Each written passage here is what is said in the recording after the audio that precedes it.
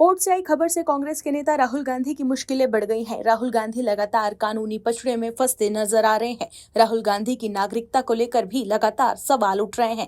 British नागरिकता case में एक बार फिर राहुल गांधी की चिंता बढ़ गई है। वहीं दूसरी तरफ नेशनल हेराल्ड केस से लेकर केंद्रीय गृह मंत्री अमित शाह पर अपमानजनक टिप्पणी करने के मामले में भी राहुल गांधी के लिए बुरी खबर सामने आई।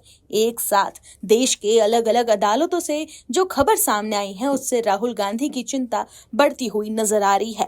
मामला इतना बढ़ गया है कि अब कोर्ट ने लास्ट चांस देकर राहुल गांधी को तलब किया है। ऐसे में अगर किसी भी मामले में कोर्ट ने सजा सुनाई तो एक बार फिर राहुल गांधी की सांसदी जा सकती है। कैसे देश के अलग अलग अदालतों से राहुल गांधी के लिए आई है बुरी खबर, बताते हैं आपको इस खास रिपोर्ट में। दर्शकों, नेशनल हेराल्ड केस से जुड़ी मनी लॉन्ड्रिंग मामले में सोनिया गांधी और राहुल गांधी समेत अन्य के खिलाफ ईडी की याचिका पर दिल्ली हाई कोर्ट 9 मार्च को अगली सुनवाई करेगा। दिल्ली हाई कोर्ट ने गुरुवार को मामले में गांधी परिवार और दूसरों को जवाब फाइल करने के लिए समय दिया। इसके साथ ही 9 मार्च को सुनवाई के लिए ईडी की याचिका को लिस्ट कर दिया है। सॉलिसिटर जनरल तुषार मेहता ने आरोपी पक्ष को और समय दिए जाने पर आपत्ति जताई। मेहता ने कहा कि उन्हें 2 महीने पहले नोटिस दिया गया था। बता दें कि 22 दिसंबर 2025 को हाईकोर्ट ने गांधी परिवार और अन्य को मुख्य पिटीशन के साथ साथ ईडी की उस याचिका पर भी नोटिस जारी किया था, जिसमें 16 दिसंबर के ट्रायल कोर्ट के ऑर्डर पर रोक लगाने की मांग की गई थी।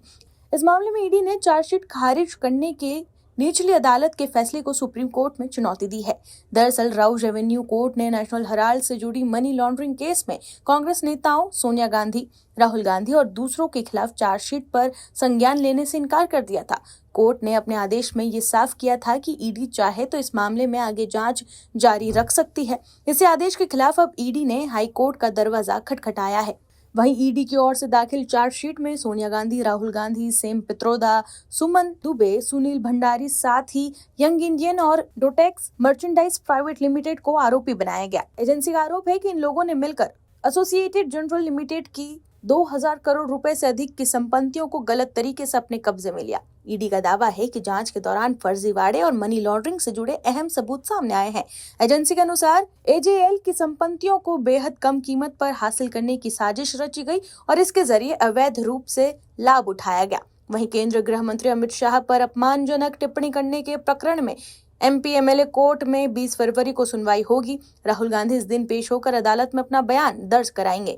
उन्हें हाजिर होने के लिए अदालत ने ये अंतिम अवसर दिया है। इसके पूर्व की सुनवाई में राहुल गांधी अदालत में उपस्थित नहीं हुए थे। उनके अधिवक्ता काशी प्रसाद शुक्ल ने उन्हें केरल में होने का प्रार्थना पत्र देकर समय मांगा था।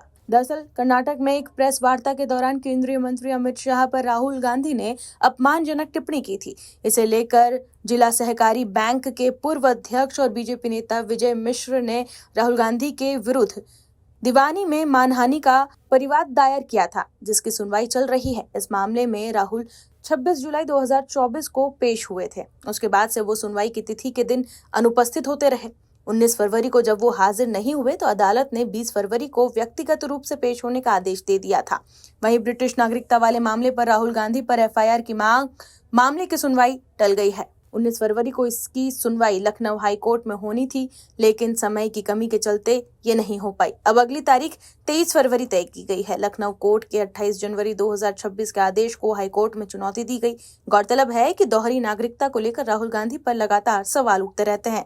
लखनऊ के एमपी-एमएलए कोर्ट ने 28 जनवरी 2026 को राहुल गांधी के खिलाफ ब्रिटिश नागरिकता के मामले में एफआईआर दर्ज करने की याचिका को खारिज कर दिया था, लेकिन याचिकाकर्ता एस विघ्नेश शिशिर की ओर से दायर आवेदन में लखनऊ मजिस्ट्रेट अदालत के 28 जनवरी 2026 के आदेश को चुनौती दी गई है। ऐसे में इस मामले में भी राहुल गांधी की मुश्किलें बढ़ सकती हैं। Bureau report, OMH news. आप दर्शकों से विनम्र निवेदन है कि चैनल को सब्सक्राइब जरूर करें